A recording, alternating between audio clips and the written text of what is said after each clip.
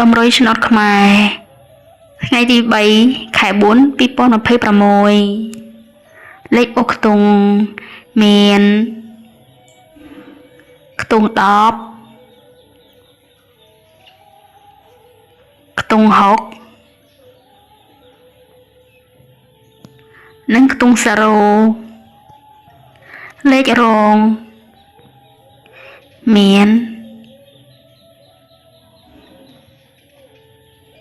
15 68និង00 3លេខមាន400និង216